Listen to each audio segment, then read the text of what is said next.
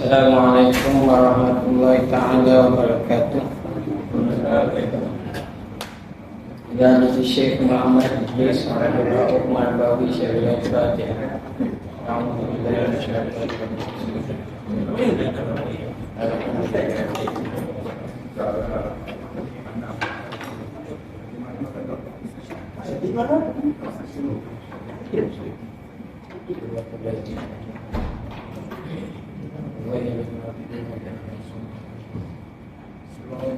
Bismillahirrahmanirrahim. Alhamdulillahirabbil alamin.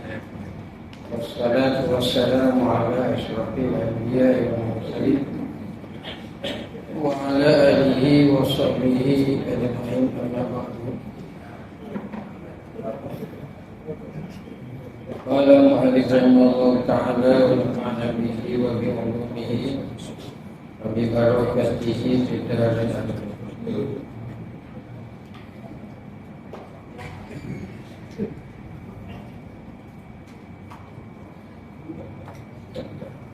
Kitab Bahrul Mazi jilid yang ke-15, muka surah 115.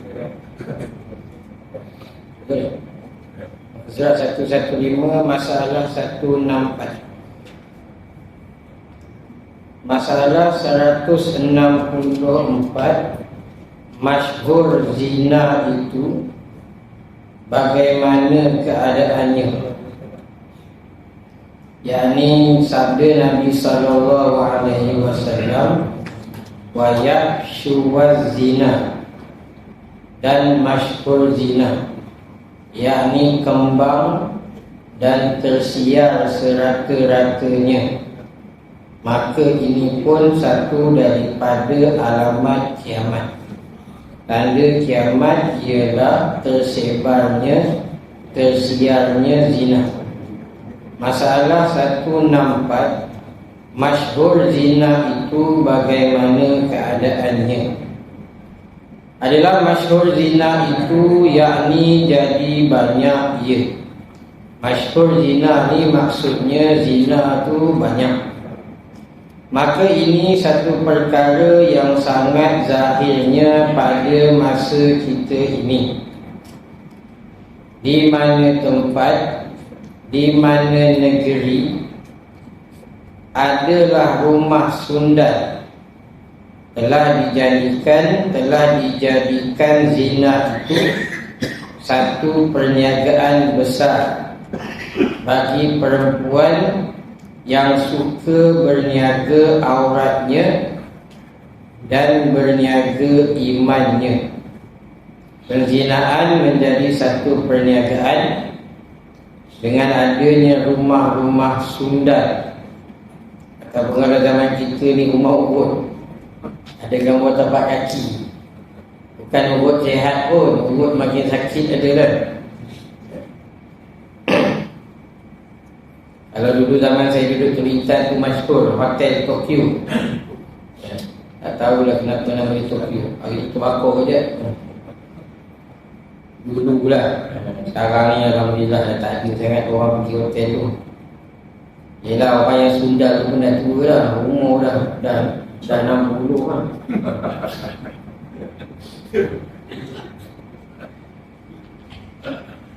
Sebab saya ada sahabat, ada kawan saya tu meniaga pasal malam. Dia rajin pergi situ.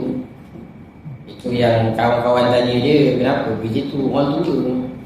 Dia kata murah, RM30 kan. Saya kata tu nafsu kamu ni. Orang ni kalau nak buat jahat ni, puan-puan tengok juga orang ni tak peduli dah. Dia kata murah ni, waliyahzubillah. Muda lagi budak, jauh lebih muda daripada saya. Dalam kalau sekarang ni mungkin dalam 30 muda, 30-31. Waliyahzubillah. Kita doa mudah-mudahan saudara mara kita, anak-anak kita, keluarga dekat kita, jiran tetangga kita tak terjebak lah yang benda-benda mengarut. Tambah pula benda mengarut, kadang-kadang orang kalau nak buat benda haram pun dia lah ada status. Ni teruk sangat. Orang kata ibarat main judi tu judi lengkap. Main dah judi status sikit, Cameron Highland ke. Ini judi lengkap. Main judi dalam kebun sawit, main tikam-tikam. dosa ni. Contoh kalau di tempat kita sekarang ni tu lagi. Orang dia rumah urut, kau urut tu pun urut burung. Tolong tengok saudara mara anak-anak kita. Jangan pergi tempat macam tu. Nak pergi ngurut tu ada yang tempat urut tu ada. Tapi jangan pergi ngurut jenis macam tu. Jadi zina tu dijadikan perniagaan. Akan jadi pencariannya, jadi mata pencarian hidup, jadi rezeki. Dan makan minumnya daripada yang demikian itu. Sangat besar negerinya, sangat banyak orang zina ni. Amatlah kembangnya dan masyhurnya. Kalau di Indonesia saya tak ingat tahun bila sampai ada pelacur dia orang buat demonstrasi sebab kerajaan nak tutup rumah-rumah persundalan. Jadi orang-orang pelacur ni dia tak tahu nak kerja apa dah. Dia buat tunjuk perasaan. Dia larang kerajaan dengan buat macam tu. Ialah benda tu sumber pencarian itu. Kalau dekat Indon pun ada nama gunung apa saya tengok. Tuan-tuan boleh type dalam Google. Gunung apa? Gunung Kenas ke apa? Enggak. Dia orang ada buat ritual. Dia orang setiap tahun dia pergi situ. Dia akan buat zina di situ. Dengan alasan bila buat zina tu cukup dengan syaratnya murah rezeki. Pakai tudung orang tu. Pakai tudung, pakai kopiah hitam, pakai baju batik. Dan orang-orang situ pun percaya benda tu memang benda yang orang kata dibolehkan. Dan benda tu murah rezeki. Tapi ada orang yang rajin, dia orang buat temu rahmat. Dia buat survey lah, dia buat survey. Dalam ramai itu yang jadi pun seorang tu je. Yang lain tak jadi. Alhamdulillah. Dia boleh jadikan benda tu ritual tarik rezeki benda tu. Tapi yang heran tu dia orang pakai tudung tak yang heran. Jadi mudah-mudahan penyakit-penyakit menjadi tak ada lah di tempat kita. Menghalalkan zina atas nama ibadah, atas nama rezeki. Kalau di tempat kita ni jenis-jenis ajaran sesat lah. Jenis-jenis ajaran sesat. Dulu zaman saya memondok di Pekalau dulu, di Pondok Pakti, ada di situ buah-buah. Ada satu ajaran tarikat lah. Kalau tak rata tak tahu lah. Itu guru larang anak murid dia pergi situ. Dia punya ajaran, dia ajar anak murid dia tentang taubat. Jadi bila nak taubat ni kena buat dosa dulu. Jadi dia ajar anak murid dia buat dosa dulu. Lepas itu barulah taubat. Tujuannya supaya merasai taubat yang sebenarnya. Itu nama ajaran sesat. Antara dosa yang diajak anak murid dia buat kan, antara dosanya ragu jemaah muslim. Dia suruh ragu jemaah muslim. Kita ni tuan-tuan nak masuk neraka, masuk seorang dah. Jangan ajak orang. Ini ajak orang tak syok ni. Kalau masuk neraka untuk seorang. Ni dah ajak anak murid kamu. Ragu jemaah muslim. Kalau tak ada lah kumpulan. Tapi ada kumpulan baru lah. Kumpulan ini Syihab. Dia orang beli tanah 3 ekar kat situ juga. Yang dia orang tak tahu nak buat macam mana. Nak halau susah sebab dia orang dah beli tanah tu. Hilang ajaran sesat lama, timbul ajaran sesat baru. Kadang itu benar kecoh je tempat kita ni. Syihab kita, tempat kita ni ada amal. Tempat kita ni amal. Allah Muhammad Allah.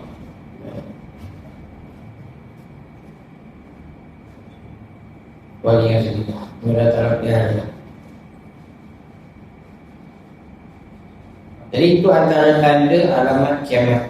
Tersebarnya dan jadi perzinaan itu mata pencarian. Lagi besar negeri itu, lagi banyaklah zina yang berlaku. Amatlah kembangnya dan masyhurnya. Yang cukup pemberangsang, yang mana yang cukup memberangsangkan industri zina itu. Zina itu cukup memberangsangkan.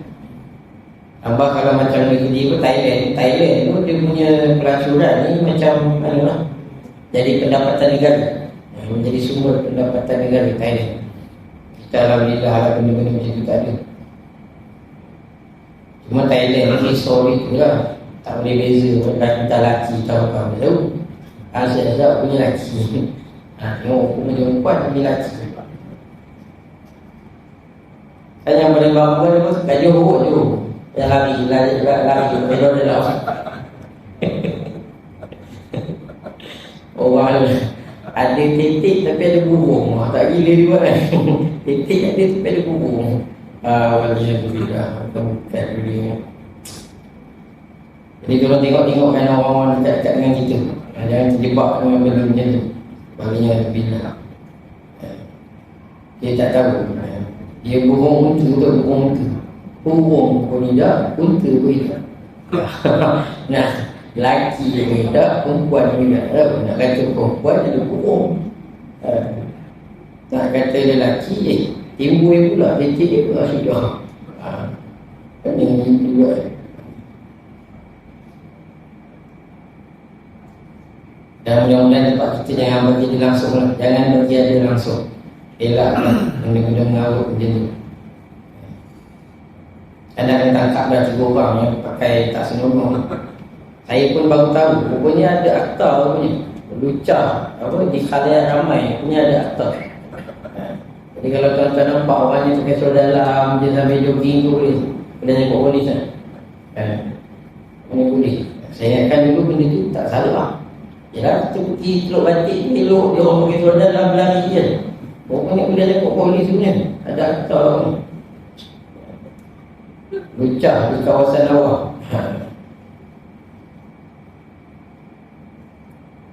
Jadi tolong tengokkan kejiranan kita, orang-orang dekat dengan kita. Jangan terjebaklah benda-benda mengarut macam tu. Buatlah benda lain. Banyak benda lain boleh buat.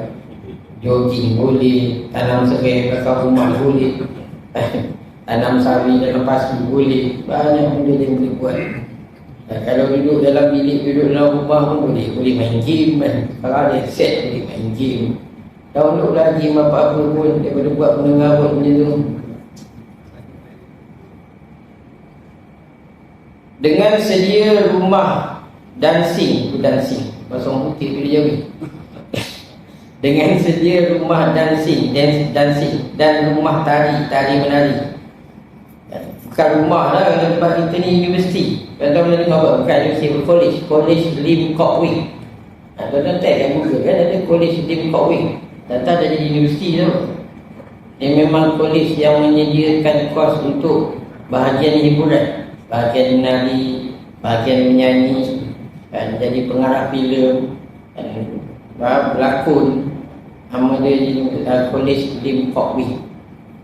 Ramai juga ada Melayu masuk ni. Nak jadi apa tak? Jadi bukan rumah lah. Kalau dalam kitab kita ni sebut rumah, ni bukan rumah lah. Ni college tu besar pada rumah.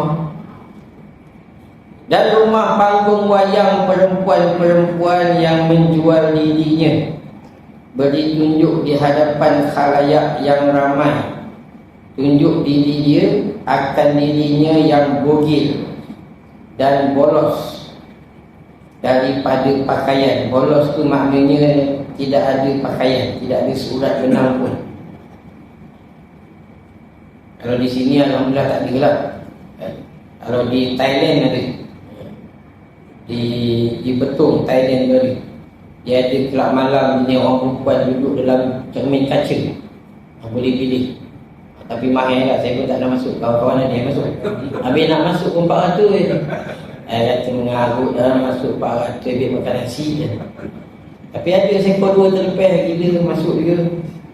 Nak masuk pun bayar 400. Tu belum order lagi. Kalau order yang dalam cermin tu lagi dia main. Masuk pun dah 400.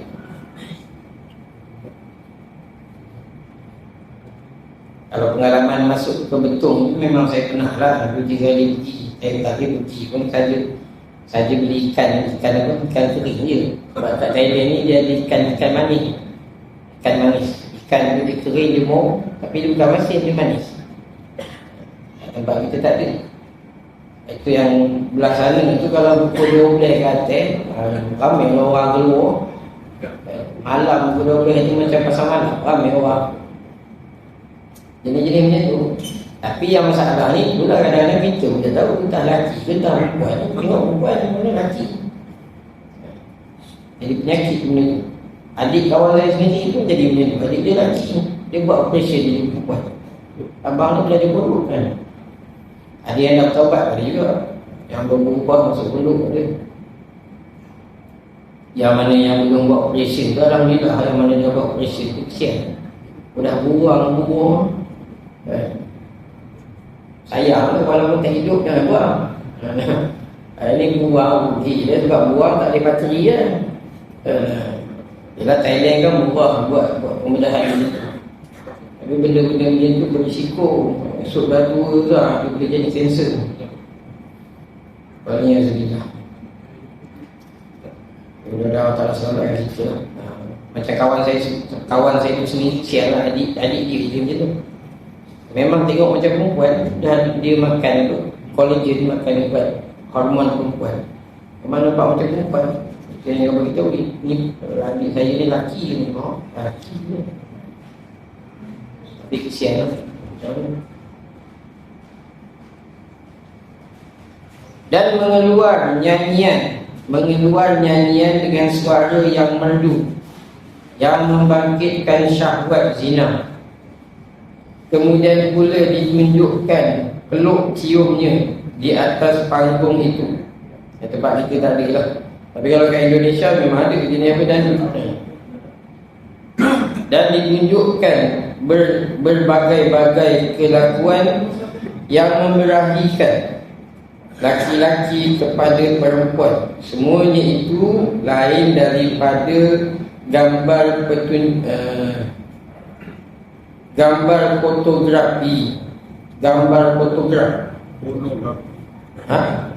Fotografi kot. Kalau porno mesti ada roh. Fotografi kot. Fotograf. Jadi benda tu memang real. Orang yang menyanyi, orang yang menari, bukan gambar, bukan wayang, bukan. Dan lukis perempuan, bukan gambar, bukan. Tapi orang sendiri yang menyanyi. Tempat kita tak ada lah, alhamdulillah. Tapi kalau kat luar Thailand, Indonesia tu ada lagi. Tak tahu kalau sini ada, alat ada lah. Sepanjang yang saya main Manjung ni memang tak ada lah. Cuma yang saya tahu yang ada pun dulu masa saya hantar arwah mak saya pergi ke hospital Manjung tu, ada lah jumpa dekat TF tu, ada lah binatang dua alam. Ada pondan punya tu. Saya pakai jubah, pakai kopiah ni modak piwi tu. Kata benda tu korang. Lepas tu baru dia puas aku, ustaz punya minta maaf ustaz. Dia kata teruk putih, dia tengoklah kopiah dulu dia. Saya video lah tu, punya binatang jadi kat Manjung kan tak ada. Itu je lah. Tapi alhamdulillah ala jenis pertunjukan mengarut ni tak ada. Kalau dulu tahun bila dekat Johor kan ada, dia orang buat pesta buih ada. Dia jadi macam baru ni jugalah yang buat larian LGBT tu. Walaupun dia tak ada minta permit pun, tak ada, dia buat diam. Dan kalau boleh tengok-tengoklah anak-anak kita, janganlah terjebak benda-benda macam tu. Macam dekat Syed Iskandar itu, dia orang ada tangkap seorang perempuan, dua orang perempuan budak lagi, baru umur 17 tahun. Lepas itu dalam 14 orang, 15 orang lelaki duduk dalam satu rumah. Dia buat macam parti je, perempuan dua, lelaki sampai 15 orang. Itu alhamdulillah lah tertangkap. Itu kat Syed Iskandar. Ya agak tengok-tengoklah anak-anak kita, saudara kita. Jangan dijebaklah benda-benda macam tu, buatlah benda lain. Semua ditanam serai dalam pasuk lah. Dan banyak ni benda dia buat pun, dia buat benda dengan rootnya ni. Halal ni pun kan seronok benda pun. Tambah orang lelaki. Kita orang lelaki ni udah keluar ayah tu dah lah.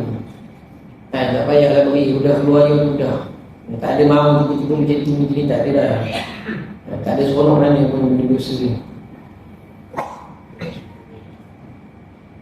Yang bermacam-macam rupa kelakuannya tersiar di dalam alam ini pula.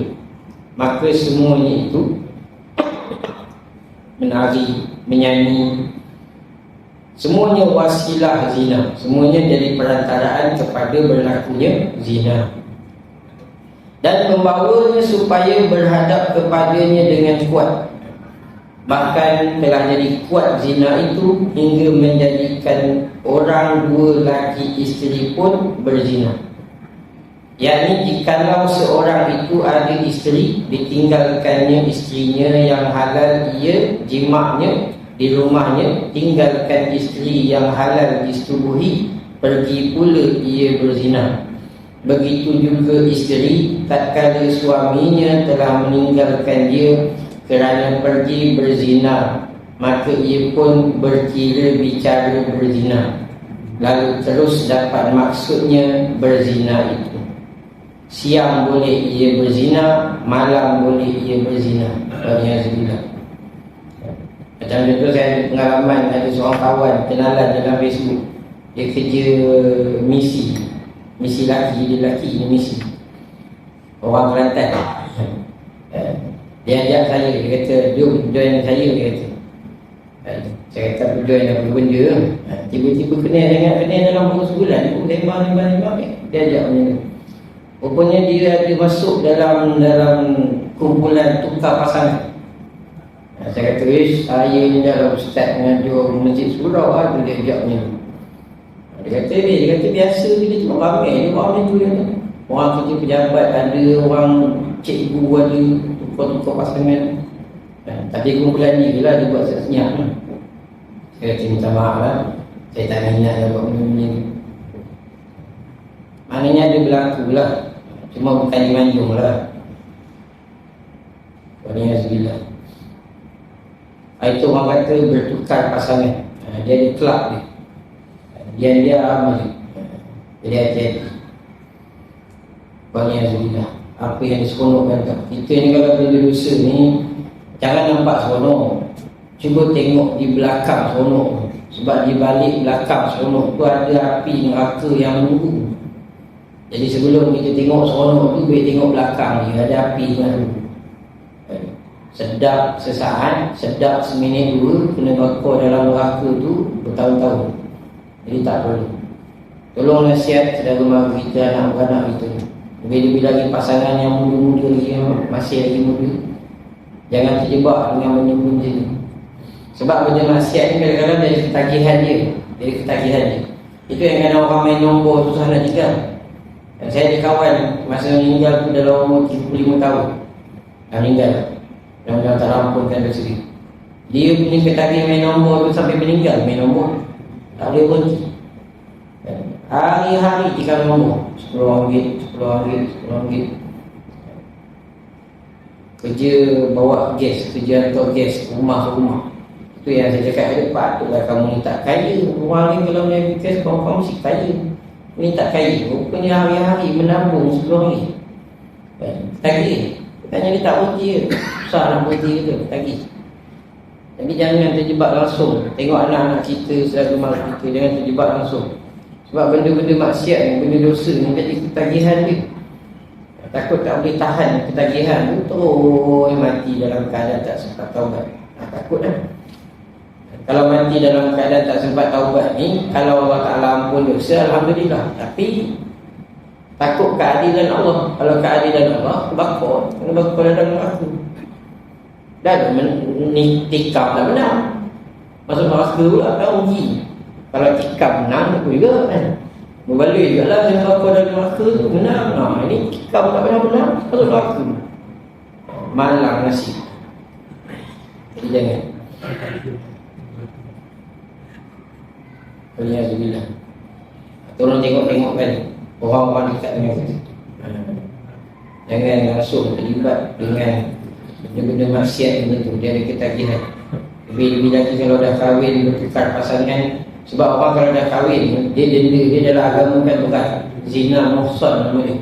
Orang zina muhsan rejam sampai mati. Kalau bujang ni sebat 100 sebatan. Kalau ikut undang-undang hukum Islam lah. Walaupun di negara kita tak dipraktikkan sebab tak cukup saksi 4 orang. Jadi orang tak buat sebab tak cukup saksi 4 orang. Cuma nak cerita denda itu berat. Kalau orang bujang sebat 100 sebatan, Kalau hidup, hiduplah sampai fakta je lah.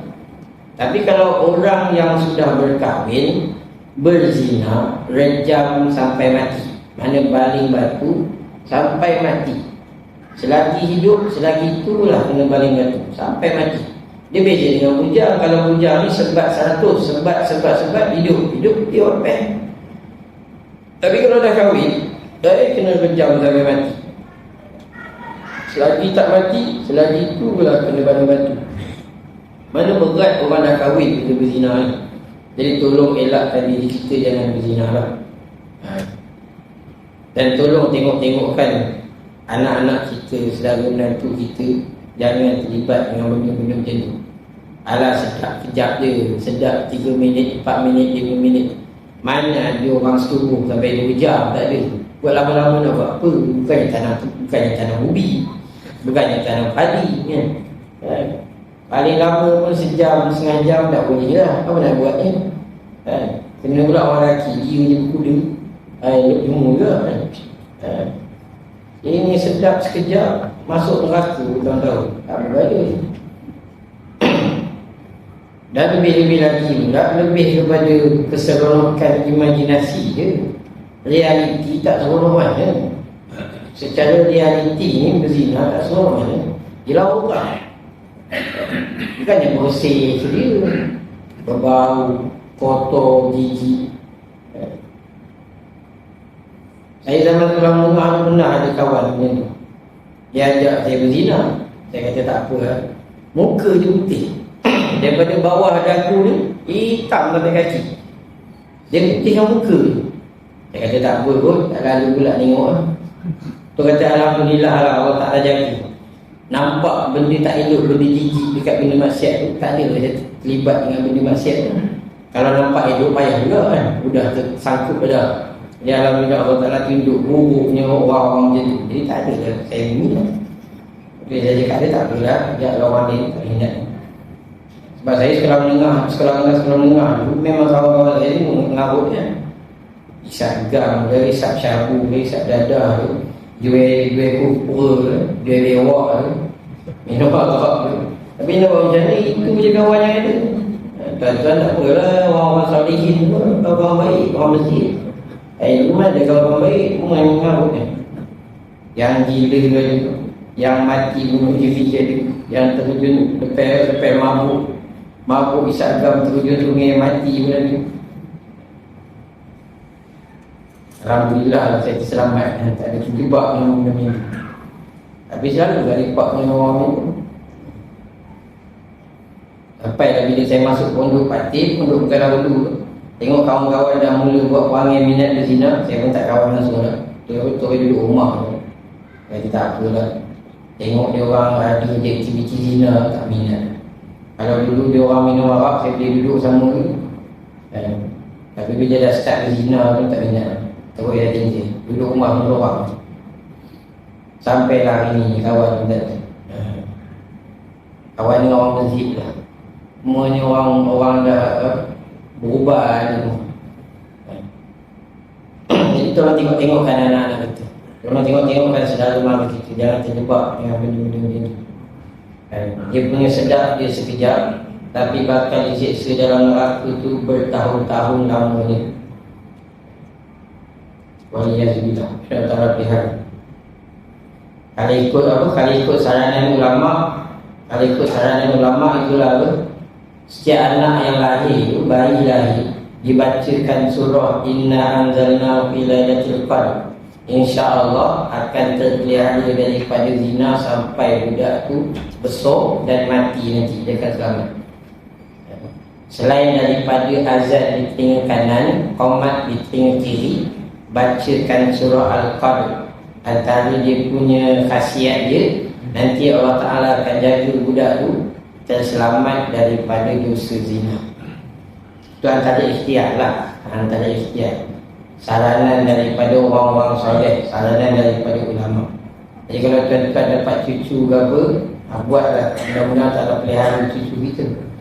Mudah-mudahan keluarga kita, saudara mara dekat-dekat dengan kita ni selamatlah daripada najis zina.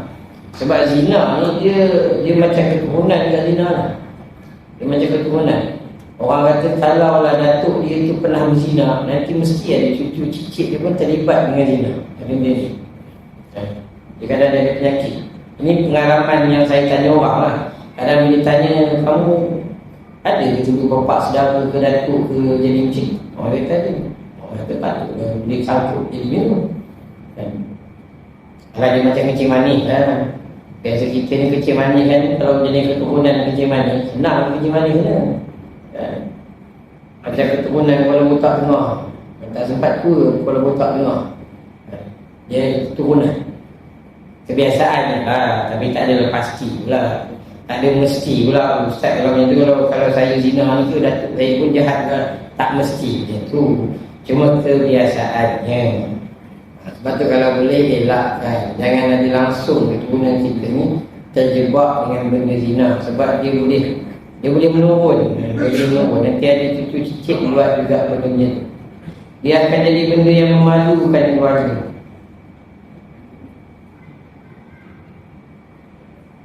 Maka semuanya itu sudah terang bahawa sabda Nabi SAW ada betul menunjuklah alamat kiamat itu sudah ada zahirnya, yakni tersebarnya penzinaan. Sampai orang yang dah berumah tangga pun masih lagi terlibat dengan zina.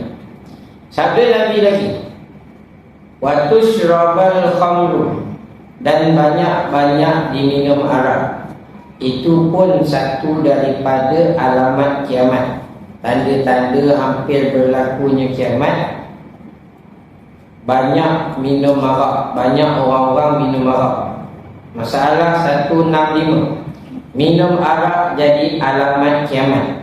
Ini satu daripada alamat kiamat sudah zahir pada masa kita sekarang ini. Banyak orang yang minum arak itu telah banyak sangat-sangat, sampai jadi umum balua. Sampai jadi umum, bukan kata banyak tu apa, sampai tahap ada kilang arak lah kan. Bila ada kilang, memang ada banyak lah orang minum tu. Sebab ada kilang. Bukan buat sendiri-sendiri, bukan. Kilang tu jadi komersial, perniagaan. Sebab ramai ni orang minum arak. Hingga orang yang tahu dan telah belajar akan hukum haram meminumnya, itu pun telah jadi minumnya. Walaupun tahu benda itu haram, minum juga.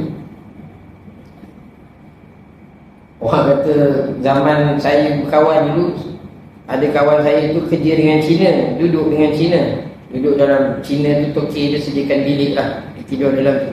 Sampai Toki dia tu, bos dia tu mengaji, dia kata, kawan kamu ni, aku pun heran katanya. Aku ni mabuk sebulan sekali, kawan kamu ni mabuk tiap-tiap minggu. Lagi Cina daripada Cina. Cina tu mabuk sebulan sekali je kan, dia mabuk tiap-tiap minggu kan. Cina tu pergi lagi pada tu, heran kan. Jadi itu yang jadi susah tu, bila nak kerja je kena gerak kan, payah banget. Habis dia tiap minggu mabuk kan. Orang kita, orang Melayu kita. Jadi tolong tengok-tengokkanlah anak-anak kita, jangan terjebak lah dengan benda-benda ni. Itu kata umum balua. Sampai tahap tahu kata benda tu tak boleh minum, minum juga. Kerana bermegah-megah sama-sama orang yang megah.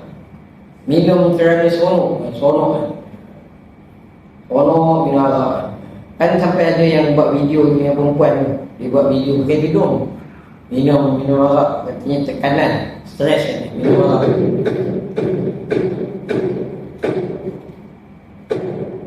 Jadi semoga tak kini bagi keturunan kita. Dan ditakwil oleh orang yang tahukan haramnya itu akan dirinya tidak minum arak. Dia kata nak menghalalkan arak, jadi dia kata saya bukan minum arak, bahkan dia minum bir atau apa nama lain. Kan ada yang keluar arak non alkohol, ada pula arak non alkohol, arak juga lah. Minta kami dah ada lagi sama. Ada.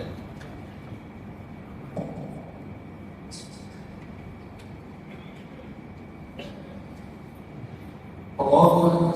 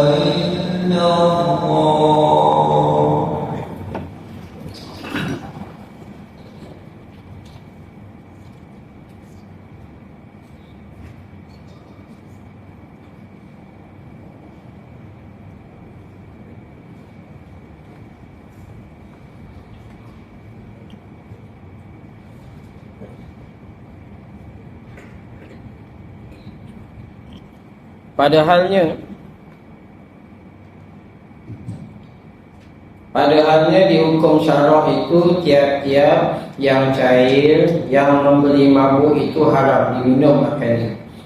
Apa sahaja benda cair, tak kira apa nama ayunya, kalau menyebabkan kita mabuk, hukum dia haram minum. Tak kira nama apa pun, nama tua ke, nama bir ke, nama arak ke, tak boleh. Janji kalau benda itu cair memabukkan haram. Jikalau dinamakan dengan apa nama sekalipun, jikalau diminum setitik sekalipun, walaupun minum setitik sesudu tak mabuk pun, haram berlaku di dunia. Jikalau tidak jadi mabuk dengan sebab minum sedikit sekalipun, maka haramnya tidak berubah juga, hukumnya tetap haram. Iaitulah benda cair yang memabukkan. Sangatlah banyak orang yang minum arak itu zaman kita ini, tertipu daya dirinya pada minumnya dengan sebab berubah namanya dengan bermacam-macam nama, kosong alkohol lah, non alkohol lah, apalah, tukar nama bagi orang minum. Ataupun kadang tak minum pun, tapi dia masukkan dalam makanan, dia masak campur dengan arak. Contoh yang viral lagi tu, yang dekat KL tu mana, yang laki bini orang Indonesia pakai tudung, laki dia pakai kopiah, masak pun nasi dalam pot, nasi dalam bekas, dia campur dengan arak nasi, arak berai, arak dia ni. Itu yang orang beratur beli tu, ramai orang makan dia, orang punya arak hidap, nasi tu campur dengan arak. Kalau yang gila, negara lain juga, ni pun tak kira, negara lain juga pakai tudung, makan uluk. Kadang bakso buat daripada buat kakak tikui boleh buat bakso. Tengok pakai tudung, pakai kopiah. Tu yang jangan tipu sangatlah budaya Indonesia ni. Yelah orang gila pun dia orang letak benteng berceramah, dia orang gila. Cakap bahasa semut, cakap bahasa malaikat. Itu orang macam tu pun dia orang bagi buat atas pentas berceramah. Orang gila berceramah. Maka zahirlah dengan perbuatan mereka itu akan alamat kiamat. Jadi perbuatan itu menunjukkan kiamat dekat. Sabda Nabi SAW lagi, wa yaksuran nisa wa yakilla rijal, dan jadi banyak perempuan dan sedikit laki-laki. Masalah 166. Banyak perempuan dan sedikit laki-laki itu satu daripada alamat kiamat. Dan bermula banyak perempuan sedikit laki-laki yang jadi alamat kiamat itu, adakah telah zahir ia sekarang? Tetapi menurut sebagai hitungan dan banci kerajaan tiap-tiap negeri, ada menunjukkan perempuan lebih banyak daripada laki-laki. Itu tuan-tuan boleh cek baliklah bancian terbaru. Istimewa zaman kita ini bertambah banyak dua perempuan itu dengan kerana berbangkitan perang yang membunuh beberapa banyak laki-laki yang meninggal jandanya. Tetapi belum lagi sampai seperti sabda Nabi SAW, hatta yakuna li khamsina imra'atan qayyimun wahid, hingga jadilah bagi 50 orang perempuan seorang pengurus. Jadi satu lelaki nisbah 50 perempuan. Walaupun ramai perempuan zaman kita, tapi belumlah sampai nisbah 50. Kalau zaman dulu mungkin pernah jadilah, sebab kebanyakan orang lelaki mati dalam medan perang. Ini ramai orang perempuan yang tinggal. Tapi zaman kita ni dah lah. Maka pengurus itu ada kalanya kerana tak ada laki-laki yang memerintah mereka itu, yang boleh jadi 50 nisbah satu orang lelaki, 50 perempuan. Mungkin sebab tak ada orang laki-laki nak uruskan orang perempuan. Maka pengurus itu menolong-nolong jalankan muslihatnya, maslahahnya. Ataupun 50 perempuan itu isteri seorang laki-laki, berkahwin laki-laki sampai sebanyak itu kerana telah hapus ilmu dan zahir jahil. Mungkin yang Nabi sebutkan 50 nisbah satu tu sebab ilmu tak ada, menyebabkan orang kahwin sampai isteri 50.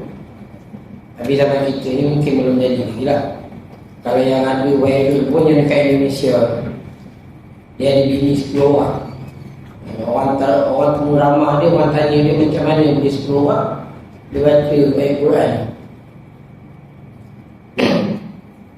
Apa dia?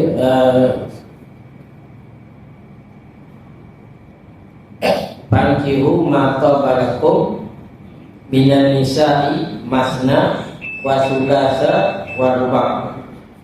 Fa in khiftum alla ta'dilu fawahidatan aw ma malakat aymanukum. Allah Ta'ala sebut dalam surah Nisa, maka kahwinlah 2 atau 3 atau 4. 2 campur 3 5. 5 campur 4 9. Fa in khiftum alla ta'dilu fawahidah. Tapi kalau takut tak boleh adil, 1. 9 tambah 1 10. Dia kata dia amalkan apa yang Allah sebut dalam Quran. Bagus punya orang. Biar bini dia 10. Dia kalau faham Quran sendiri-sendiri, macam tu dia jadi. Itu yang kita ni, kalau nak faham Quran, kita kena rujuk penafsiran para sahabat Nabi, kena rujuk tafsiran ulama. Tak boleh faham sendiri-sendiri macam tu. Kalau faham sendiri-sendiri macam tu yang jadi sesat tu.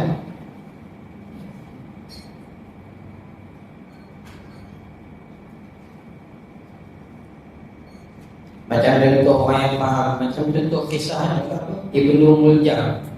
orang yang bunuh Sayyidina Ali. Orang tangkap dia, orang tanya dia, apa alasan kamu bunuh Ali? Dia baca Quran. Aman lam yahkum bima anzalallah faulaika humul kafirun. Barang siapa yang tidak hukum dengan hukum yang Allah turunkan, maka dia menjadi murtad. Itu yang dibunuh Ali, dianggap Sayyidina Ali murtad. Sebab Sayyidina Ali tidak menjalankan hukum qisas ke atas pembunuhan khalifah sebelum dia, Sayyidina Utsman bin Affan. Jadi dia faham Quran dengan sendiri, cara faham sendiri.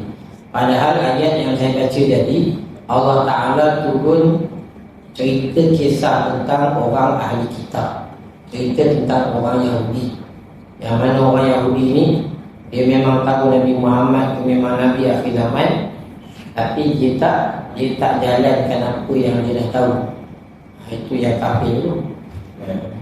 Bukan makna kita orang Islam tak menjalankan perintah kewajipan. Sebab kita, pada pandangan kita, orang ni kalau Islam tak semayang, tak puasa, tak zakat, masih lagi Islam. Walaupun tak buat, masih lagi Islam.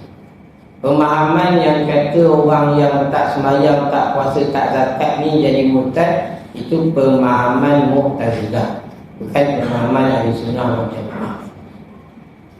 Sebab Wasil bin Atha, pengasas Mu'tazilah, dia berpendapat orang yang melakukan dosa besar keluar iman. Itu dia. Tapi kalau kita ikut pendapat Imam Hasan Basri, orang buat dosa belum lagi membatalkan iman, melainkan dosa syirik. Itu dia. Tapi kalau tak semayang, masih lagi Islam. Tak menjalankan hukum, contoh kita kata tak jalankan hukum qisas, tak jalankan hukum hudud, masih lagi Islam, belum kafir. Itu penting. Kita ni bila nak memahami ayat Quran, nak memahami hadis, kita kena rujuk ahli hadis, kena rujuk tafsiran para sahabat. Macam contoh tafsiran Sayyidina Ibn Abbas, macam tafsiran ulama-ulama zaman dulu, Imam Mujahid, Sayyidina Ubay bin Ka'ab. Jangan faham sendiri-sendiri juga. Bagus kalau kita baca, bagus. Tuan-tuan nak baca tafsir pimpinan Ar-Rahman, baca, bagus. Tuan-tuan beli terjemahan Sahih Bukhari, baca, bagus. Tapi kalau ada benda-benda yang kita jadi muskil, tolong rujuk dengan ustaz-ustaz yang pakar dalam bidang itu. Jangan faham sendiri-sendiri, jangan. Takut nanti dia sesat. Takut dia sesat. Macam yang saya baca tadi, dia berarti waman lam yahkum bima anzalallah faulaika humul kafirun. Kalau dari segi umum, memang ayat itu umum. Siapa je yang tidak melakukan, siapa sahaja yang tidak menjalankan hukum Allah, bukan. Padahal ayat itu bukan maknanya itu. Ayat itu bukan ayat umum. Ayat itu adalah ayat khusus kepada ahli kitab, Yahudi dan Nasrani. Kalau tidak, salah. Allah Ta'ala kata kahwin 2, kahwin 3, kahwin 4, dia campur sekali. 2 tambah 3, 5. 5 tambah 4, 9. Kalau tak boleh hadir, 1 tambah lagi 1, 10. Dia pun bini dia 10 orang. Sedar tak sedar, sedar tanpa sedar, melakukan zina atas nama pernikahan. Padahal bukan pernikahan, tapi perzinaan. Waliyahzubillah. Itu bahaya kita ni bila jahil. Bila jahil, kita ingatkan kita buat baik, kemudian kita buat dosa. Jadi penting, belajarlah fardu ain.